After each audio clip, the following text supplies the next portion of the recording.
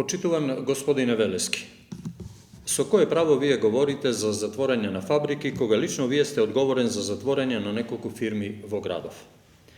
Свесни сме за вашата немоќ, но и за вашата некреативност и нефункционалност како председател на СДСМ во Прилеп, па оттаму и разбирливо е вашето манипулирање со граѓаните преку вакви пресконференции. Дали вашата последна пресконференција е напишана од вашиот така наречен лидер, кој како човек од средната класа, тежок милиони, сега премина да го решава прилепското земјоделство? Очигледно ќе го решавате со проекти како кисели краставички, со што го расипавте угледот на македонското земјоделство, дотогаш ценето на европските пазари и долгорочно им наштетивте на истите земјоделци на кои сега им се додворувате.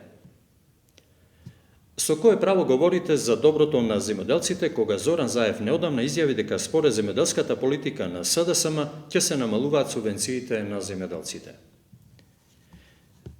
Да ве потсетиме дека катастрофалната состојба на тутунскиот комбинат е токму ваше дело, а за тоа говори тоа што целиот ваш менаџерски тим вие позатворите. Може би затоа во вашето излагање го заборавивте Димитар Богдан, близок пријател на Бранко Црвенковски и поранешен директор на тутунскиот комбинат, кој, да потсетиме, осуден поради злоупотреба на службена положба и незаконито работење. Неговата вина е докажана и е на суд и тој сега одлежува затворска казна токму за овој криминал. Ценејќи тешката ситуација во која го оставивте тутунскиот комбинат, владата презема напори да се спасат вработените, кооперантите и целиот град. Во тој правец е и потпишувањето на договорот за соработка со светскиот тутунски гигант Филип Морис, кој гигант беше избркан од вашиот вечен лидер Бранко Црвенковски.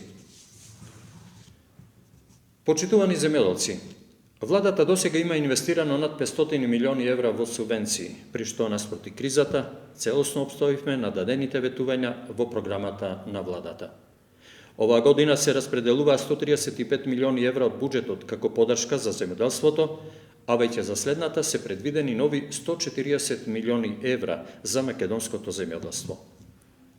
Во таа насока, кооперантите на тутунскиот комбинат немаат причина да стравуваат во однос на исплатата и откупот на тутунот и да веруваат на вашите лаги. ВМРО-ДПМН како народна партија своите политики ги заснова на традицијата и вредностите на обичниот македонски човек. Земјоделството и аграрната политика се зацртани како еден од главните приоритети во нашата програма и работа.